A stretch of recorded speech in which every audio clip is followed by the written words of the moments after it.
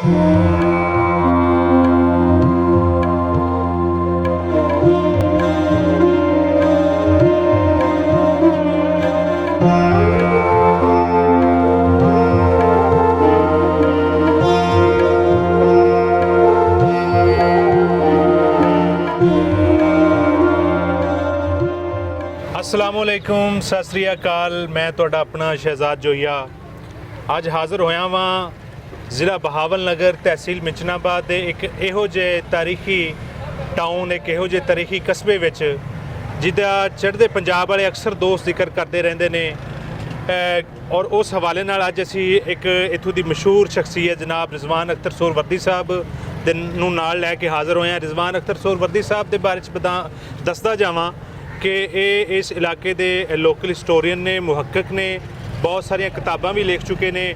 सो असी शुरू कर रहे हैं। रिजवान साहब जी आए नूं जनाब, बहुत शुक्रिया। अच्छा सर, सानू बहुत ज़्यादा कॉल्स और बहुत ज़्यादा मैसेजेस मसूल होंदे ने इंडियन पंजाब तो, क्योंकि ਜਿਹੜੇ ਇੱਥੇ ਲਾਗੇ ਵਸਦੇ ਪਿੰਡਾਂ ਦੇ ਵਸਨੀਕ ਸਨ, ਜਦੋਂ ਪਾਰਟੀਸ਼ਨ ਹੋਈ ਤਾਂ ਉਧਰ ਚਲੇ ਗਏ, तो अक्सर साढ़े को पुछते हैं कि असी ना साढ़े वड्डे जड़े ने वो मंडी भोले वाली का बड़ा जिक्र करते हैं, क्योंकि ये एक हब सी, एक ट्रेड सेंटर सी, नाल लगते जोड़े पिंड सन वो इत्थे आके अपना अनाज अपनी फसल लियाते सन। तो सो इस बारे अज असी तुहाडे कोल पुछना चाहांगे कि जरा मंडी सादतगंज की तारीख से भी एक झात पा लईए। ये मंडी भोले वाली तो मंडी सादतगंज किवें बनिया और ये थोड़ी जी हिस्टरी सानू तुसीं दसोगे। ये मंडी सादतगंज की बुनियाद जिहड़ी है वो 1904 विच रखी गई जी। 1904 तो पहले इसनूं मंडी भोले वाला ही आख्या जांदा सी। 1904 विच नवाब सादक अब्बासी साहब सन जिहड़े वो इत्थे शिकार खेडदे आए, उन्होंने पता लग्या कि उन्हां दे घर एक बेटे की पैदाइश हुई है जिंदे तो नवाब सादक जिंदे तो फिर उन्होंने इत्थे मौजूदा जिहड़ा है ये रेली दरवाज़ा बनाया। इस शहर की बुनियाद उन्होंने खुद आप दे हत्थीं रखी है। जो दरवाज़ा उस उन्हां दी याद विच रखिया, इहदा नाम भी बाबे सादक है। 1904 विच उन्होंने तमीर कराया। ये शहर बड़ा जिहड़ा है एक मनसूबाबंदी नाल बनाया गया सी, लेकिन जदों दा साडे हत्थ लग्या इसकी सूरत सारी विगड़ गई है। ये 1904 विच उन्हां बुनियाद रखी, फिर इत्थे एक मदरसे की बुनियाद रखी जिहड़ा है मदरसा तकवियतुल ईमान। उस वक्त मुल्तान में है सन मौलाना अब्दुल रहीम साहब, वो लिया के इन्होंने इत्थे शहर की मुनासिब बुनियाद रखी। हाँ, अच्छा रिजवान साहब, तुसीं स्ट्रक्चर की गल की, मंडी सादतगंज नूं जदों भी मैं देखना मेरे ज़हन दे विच अंदरून लाहौर की शक्ल आ जाती है। हाँ जी, बाजार भी बिल्कुल उस तरह और बड़ा एक पूरा एक प्लान्ड शहर सी। हाँ जी, लेकिन तुसीं दस रहे हो कि बाद दे विच खैर जो होया एक अलग कहानी है जी। अच्छा सर, मंडी सी ये और मंडी दे विच तुहानूं पता मंडी अजनास वगैरह इत्थे जिनस वगैरह बहुत आती सी। हाँ जी, इस साइड दे किहड़े-किहड़े पिंड कुछ ना सानूं दस सको कि जिहड़े इत्थे आके अपनी जिनस वगैरह लैके आंदे ने। मंडी सादतगंज नूं जिहड़ा है वो 84 पिंड लगते हैं। 84 हाँ जी, इत्थे मदानिया वाले दे लोग आंदे ने, मट वाला दे लोग आंदे ने, तबकड़े दे लोग आंदे ने, भोले वाले दे लोग आंदे ने। ये मंडी इन्नी रत्ती राम हाँ जी सारे लोग इत्थे ही आंदे ने। मिंचनाबाद ते मैकलोडगंज दी मंडियां बहुत बाद विच बनियां ने। ये मंडी चने की पैदावार के लिहाज नाल पूरे पंजाब विच दूसरे नंबर ते रही है। चने दे प्रोडक्शन दे हवाले जी, चने दी प्रोडक्शन दूसरे नंबर ते रही है। जबरदस्त चने दी नाज़रीन बड़ी कंजप्शन है। असीं लाहौर विच इधर उधर वेखने कि नाश्तियां दे विच बेतहाशा चना चलदा है जी, बिल्कुल कोई प्रोडक्शन इस इलाके दी हुंदी है। हाँ जी, इस इलाके दी। अच्छा, जदों सर तहसील मिंचनाबाद जदों एक निज़ामत सी, हाँ जी, उस दौर दे विच इहदी की मतलब है एक तहसील सी। हाँ जी, ये उस दौर विच मिंचनाबाद दी तहसील सी मंडी सादतगंज। हाँ जी, मंडी सादतगंज।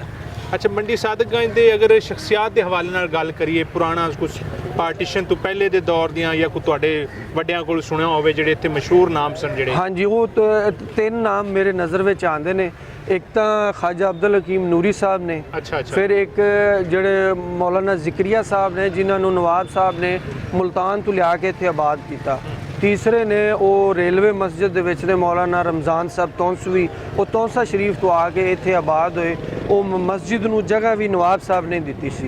ये 3 मजहबी शख्सियात ने जिहड़ियां ना वो बहुत अहम बड़ा रोल है। अलावा अगर वेखिए कोई इत्थे सियासी जिहड़ा है ना, इत्थे दो फैमिलियां ने। कालू का फैमिली है जिन्हां विच मियाँ खादम हुसैन साहब ने, दूसरा गद्दो का फैमिली उन्हां विच सरदार खां गद्दो का। इन्हां दा नाम अजे तक जिहड़ा है वो खूब वजदा गजदा है। ਅੱਛਾ, ਕੋਈ ਵੀ ਰਿਜ਼ਵਾਨ ਸਾਹਿਬ ਕੋਈ ਵੀ ਇਲਾਕਾ ਹੈ ਉਹਦੀ ਚੰਦ ਮਸ਼ਹੂਰ ਚੀਜ਼ਾਂ ਹੁੰਦੀਆਂ ਨੇ। ਹਾਂਜੀ, ਜਿਵੇਂ ਅਸੀਂ ਮੁਲਤਾਨ ਜਾਂਦੇ ਹਾਂ ਤੇ ਮੁਲਤਾਨ ਵੜਦੇ ਹੀ ਸਾਡੇ ਜ਼ਿਹਨ ਵਿੱਚ ਸੌਣ ਅਲਵਿਦਾ ਮੰਡੀ ਸਾਦਕਗੰਜ ਖਾਣ ਪੀਣ ਦੇ ਹਵਾਲੇ ਨਾਲ ਕਾਫੀ ਫੂਡੀ ਲੋਕ ਲੱਗ ਰਹੇ ਨੇ ਮੈਨੂੰ, ਤੇ ਇਹਦਾ ਜ਼ਰਾ ਕੋਈ ਦਾ ਖੁਰਾਕ ਇੱਥੇ ਕਿਹੜੀ ਚੀਜ਼ ਮਸ਼ਹੂਰ ਹੈ ਉਹਦੇ ਤੇ ਜ਼ਰਾ ਕੋਈ ਦੱਸੋ, ਕੋਈ ਤਾਰੀਖੀ ਮਕਾਮ ਇੱਕ ਦੋ ਹੋਰ। ਸ਼ੇਖ ਕਾਸਮ ਅਲੀ ਦਾ ਮੇਸੂ ਜਿਹੜਾ ਹੈ, ਸ਼ੇਖ ਕਾਸਮ ਅਲੀ, ਹਾਂਜੀ, ਉਹ ਬੜਾ ਮਸ਼ਹੂਰ ਹੈ ਤੇ ਉਹ ਬੜੀ ਦੂਰ ਦੂਰ ਤੱਕ ਲੋਕ ਜਾਂਦੇ ਨੇ, ਬਾਹਰ ਦੇ ਮੁਲਕ ਤੱਕ ਵੀ ਬਾਹਰ ਦੇ ਮੁਲਕ ਤੱਕ ਵੀ ਲੋਕ ਉਹਨਾਂ ਲੈ ਕੇ ਜਾਂਦੇ। ਹਾਂਜੀ, ਇਸੇ ਤਰ੍ਹਾਂ ਹੀ ਹੈ। ਮਠਿਆਈ ਉਹਨਾਂ ਦੀ ਬਹੁਤ ਮਸ਼ਹੂਰ ਹੈ। ਸਹੀ, ਹਾਂਜੀ। ਅੱਛਾ, ਮੇਲੇ ਠੇਲੇ ਰੌਣਕਾਂ ਮੇਲੇ ਪੰਜਾਬ ਦੀ ਖਾਸੀਅਤ ਰਹਿ ਜੀ। ਹਰ ਮਤਲਬ ਹੈ ਕੁਝ ਤਿਉਹਾਰ ਹੁੰਦੇ ਸਨ ਇਹੋ ਜਿਹੇ ਜਿੱਥੋਂ ਬਜ਼ੁਰਗਾਂ ਦੇ ਉਰਸ ਮੁਬਾਰਕ ਹੁੰਦੇ ਸਨ, ਉਹਨਾਂ ਤੇ ਮੇਲੇ ਠੇਲੇ ਲੱਗਦੇ ਸਨ। ਇੱਥੇ ਕੁਝ ਸਕਾਫਤੀ ਹਵਾਲੇ ਨਾਲ ਕੋਈ ਇਹੋ ਜਿਹਾ ਮਸ਼ਹੂਰ ਮੇਲਾ ਜਿੱਥੇ ਲੋਕ ਆ ਕੇ ਇੰਜੋਏ ਕਰਦੇ ਹੋ? ਸਕਾਫਤੀ ਹਵਾਲੇ ਨਾਲ ਬਕਾਇਦਾ ਤਾਂ ਕੋਈ ਐਸਾ ਨਹੀਂ ਹੁੰਦਾ ਸੀ। ਇੱਕ ਖਾਜਾ ਅਬਦੁਲ ਹਕੀਮ ਸਾਹਿਬ ਦਾ ਉਰਸ ਬਹੁਤ ਆਲੀਸ਼ਾਨ ਹੁੰਦਾ ਸੀ। ਕਰਾਚੀ ਤੋਂ ਆਉਂਦੇ ਸਨ ਤੇ ਇੱਥੇ ਇੱਕ ਮੰਡੀ ਵਿੱਚ ਦੂਸਰੀ ਮੰਡੀ ਆਬਾਦ ਹੋ ਜਾਂਦੀ ਸੀ। ਸਹੀ, ਯਾਨੀ ਇਤਨੇ ਲੋਕ ਆਉਂਦੇ ਸਨ, ਉਹ ਹੀ ਇੱਕ ਸਕਾਫਤੀ ਕਲਚਰ ਹੈ। ਇੱਕ ਫਿਰ ਇੱਥੇ ਮਜਜ਼ੂਬ ਹੋਏ ਨੇ ਸੁੰਦਰ, ਉਹਨਾਂ ਦਾ ਮੇਲਾ ਉਰਸ ਜਿਹੜਾ ਨਾ ਮੇਲਾ ਹੁੰਦਾ ਸੀ। ਉੱਥੇ ਬਹੁਤ ਸਾਰੇ ਮੇਲੇ ਹੁੰਦੇ ਸੀ, ਕਬੱਡੀ ਹੁੰਦੀ ਸੀ, ਉਸ ਤੋਂ ਬਾਅਦ ਦੌੜਾਂ ਹੁੰਦੀਆਂ ਸਨ। ਇਹ ਦੋ ਹੀ ਇੱਥੋਂ ਦੇ ਸਕਾਫਤੀ ਬੜੇ ਮਸ਼ਹੂਰ ਮੇਲੇ ਨੇ ਜਿਹੜੇ ਕਿ ਹੁਣ ਤਾਂ ਨਹੀਂ ਹੋ ਰਹੇ। ਹੁਣ ਤਾਂ ਕੁਛ ਮਤਲਬ ਹੈ ਸੂਰਤ ਹਾਲ ਹੀ ਐਸੀ ਹੈ ਕਿ ਹੁਣ ਉਹ ਜਿਹੜਾ ਨਾ ਮਜਬੂਰੀ ਤਹਿਤ ਉਹ ਨਹੀਂ ਹੋ ਰਿਹਾ। ਠੀਕ, ਬਹੁਤ ਸ਼ੁਕਰੀਆ ਜਨਾਬ ਰਿਜ਼ਵਾਨ ਅਖਤਰ ਸੋਹਰਵਰਦੀ ਸਾਹਿਬ, ਤੁਸੀਂ ਸਾਨੂੰ ਬਹੁਤ ਸੋਹਣੀ ਇਸ ਇਲਾਕੇ ਦੇ ਬਾਰੇ 'ਚ, ਇਹਦੇ ਇਲਾਕੇ ਦੇ ਜੋ ਉਸ ਵਕਤ ਦਾ ਮੁਆਸ਼ੀ ਸੀ ਜਾਂ ਉਸ ਵਕਤ ਦਾ ਮੁਆਸ਼ਰਤੀ ਸੀ, ਜੋ ਕਲਚਰਲੀ ਹਵਾਲੇ ਨਾਲ ਤੁਸੀਂ ਸਾਨੂੰ ਸਾਰਾ ਕੁਝ ਦੱਸਿਆ। ਤੁਹਾਡੀ ਬਹੁਤ ਮੁਹੱਬਤ, ਬਹੁਤ ਮਿਹਰਬਾਨੀ, ਬਹੁਤ ਸ਼ੁਕਰੀਆ।